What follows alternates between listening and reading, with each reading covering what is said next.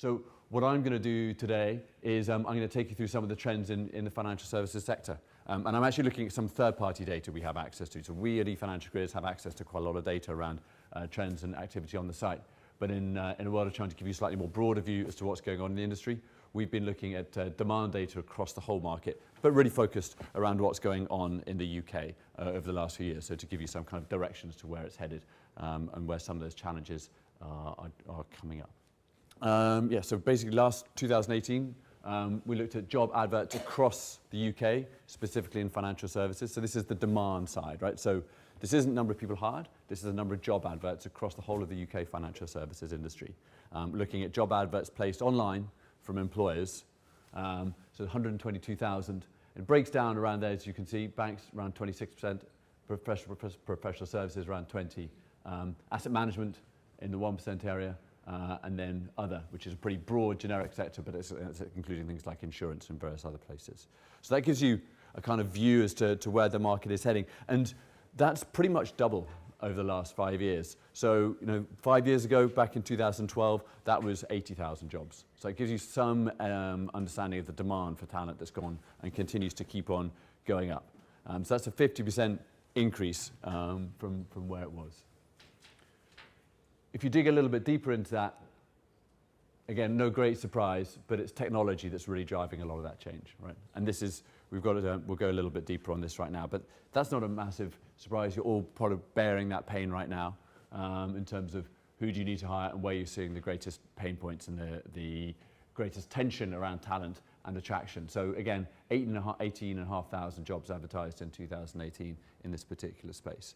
And this is growing and growing faster. So when you look at where those trends are, what we look at here is we take that data and we break it down by SIC codes. So we're using those standard industry identification codes. And I can get to another level of grain on this. So these are quite high level and generic, but that gives you some concept that the software developer is seeing 145% increase. Again, no great surprise, but it starts to put it all into context. And again, this is across the whole country that it's coming in. So this is why you're seeing that pain across the market, and this is why you're struggling to attract and retain these kind of people. But if you take it down a level, there are some new skills that are very much in demand. It's not just your standard software developers, which is a pretty generic title. It's actually, these are the biggest risers when we get a little bit closer to it, right? So it's mobile developers, it's data engineers, it's UX, UI people. Now what stands out to me is these are not traditional banking jobs, right? This is not your average software developer. This is not your average coder. This is not someone tapping away in Python. These are skills that everybody wants. So historically, in financial services, I always felt that we were, our clients were competing with each other for talent, right? It's about State Street tapping up Northern Trust, about Northern Trust tapping up State Street, and people swapping the streets, right? Hopping from one side of the street to the other and working it. That's gone, right? We're up against everybody now because everybody wants these people. So we're seeing growth here, but if you look at the job data, the demand for these skills has gone through the roof. It's a different market. So when you're looking at your talent attraction and your brand awareness, you're well aware of it, but you're not competing with each other. You're competing with people who are far more attractive than you are. And just when you find someone who thinks they quite like the idea of working in a bank, along comes fintech. And they've got a mission to disrupt the whole industry again, and that's even more appealing. So it's this constant battle that we all have to try and make financial services an attractive and appealing place. And I'll come on to some research we've done around that. But then if you take it to another level down, we've got some of the skills that people are really looking for. So risers and fallers. This is what was popular 5 years ago. Visual Basic, Java Server Pages, Solaris, SVN, WebLogic. And this is what's popular now. Completely different, right? Those skills have gone.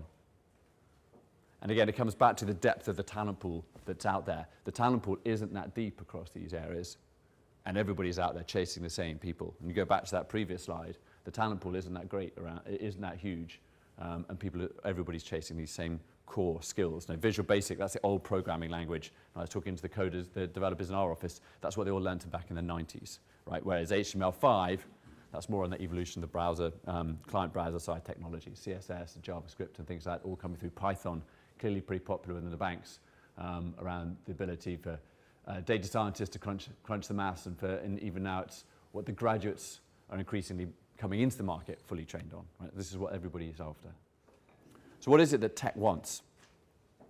Well, we asked them who they most like to work for. And this is their ideal employer. And this is we had about 6,000 respondents to that survey. This is if you cut it just by the tech professionals, right? It's not the full 6,000. No. Again, no massive surprise. Everyone loved to work for Google. And you can see some familiar names in there from our industry as well. But this is who we're up against when you're trying to compete for that top talent. And you can take it down tier after tier after tier. They're looking for a mission. They're looking for something that can inspire them. They're looking for more than perhaps financial services has previously been able to offer. But this is what we need to correct, and this is where we need to get to. So what is it that they are actually looking for? You know, we asked them, and this is what they came out and said. They said, challenging and interesting work. Well, what does that mean exactly? But actually, if you take a step back, the problems that we're trying to solve in the financial services sector have a meaningful impact on everyday lives, right? Payments and being able to pay with your phone, someone designed and coded that. That's huge. That changes people's lives. So how do we really get that message across to people that the challenges that the financial services industry is trying to solve from a tech perspective have a genuine impact on everyday life? It's not just the financial crisis, right, that we're trying to deal with here. We can provide inspirational roles for people. Competitive salary, obviously. Positive organizational culture, opportunities for promotion, industry leader and innovators. This is what they're looking for. This is what they want in their jobs, and this is what they're wanting to be inspired by. But then this is what they think about financial services. This is how they perceive our industry that we're all operating in. So they like the idea that there's plenty of financial stability, okay? They don't like the working hours. They don't think there's a positive culture. But actually, you know, challenging and interesting work, they get that. So I think that when I look at this, I say to myself, is it about trying to fix the things that people don't like? Or is it more about trying to double down on the things that they do like? You know, there's all kinds of sort of self-help books out there that say you should focus on the things that you're good at because it's much easier to get better than things you're good at and enjoy doing than trying to fix the things that you don't enjoy and aren't very good at. You're going to get much greater return on investment in your time. But this is what people are thinking. So is it that you go out there and you double down on financial stability and challenging and interesting work, and you go, hey ho, look, it's hard because we ask people to work long hours, and that's kind of the world we live in financial services. And if you don't like it, then we're probably not for you. Maybe just be honest about it. But I think this is really important because this is, you know, our ability for the industry to be attractive to this core group of people is incredibly important for the future success of financial services. We have to be able to attract these people. We have to be able to retain these people. If not, we will suffer and we will be disrupted by somebody else in the marketplace. So I think this is a really important issue. But I do think it's about figuring out what it is that we stand for, what it is that you stand for, what is it that you're going to offer people when they come in through the door, and how do you differentiate yourself? Because I come back to the fact that working hours, it's really hard to do in a bank. I know there are all kinds of initiatives out there to try and control analyst hours and junior analyst hours, and some work and some don't, but you know, you only have to go onto some of the messaging platforms and blogs out there to realize that it's really hard for people to get that message done. So maybe, you know, just be honest about it. But it is interesting work, and we're solving real problems. You guys and your teams are solving real problems that make a real impact on people's everyday lives. And I think that's really important. So the other thing I wanted just to dig into in terms of a UK perspective is London losing some of its appeal as a talent centre? There's a lot of conversations around people wanting to move talent outside London, right?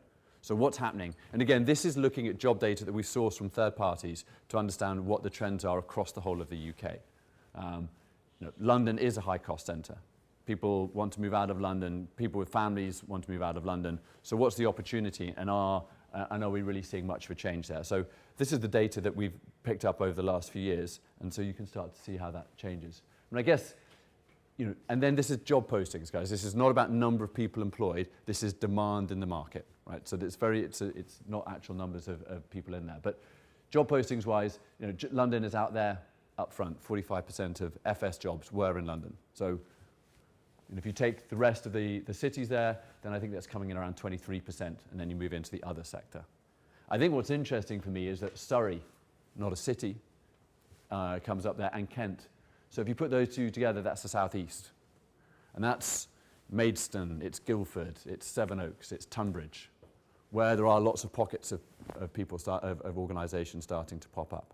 And again, I think when you're trying to think about where you position your talent, that's a pretty interesting place, because there are plenty of people with young families who don't want to live in London anymore, but quite like the idea of living out in the home counties, and don't like the idea of commuting an hour and a half into Canary Wharf every day. You move on and you start to look at the hotspots in terms of numbers of jobs posted and the increase over the last 5 years. So again, this is where talent demand is going up and people are starting to move people too. So the numbers may not be big versus London, but you can start to see that the trend is definitely there, and the impact in that marketplace around the talent pool has an impact, right? Birmingham up 93% since 2012, over 2,000 jobs there, right? So that goes to show what is going on, and you can see how that cascades down. London's still there and it's big, like 42,000 people, 42,000 jobs in 2018. It's a 32% increase, but everywhere else is shooting on up at the same time. Break that down by our favorite theme of tech. So tech on the move. So what's happening here? So these are the tech centers around financial services. This is where the hiring is happening across the country. Again, it's percentage moves, and again, the numbers belie, I think, the story. So Glasgow, massive increase in Glasgow.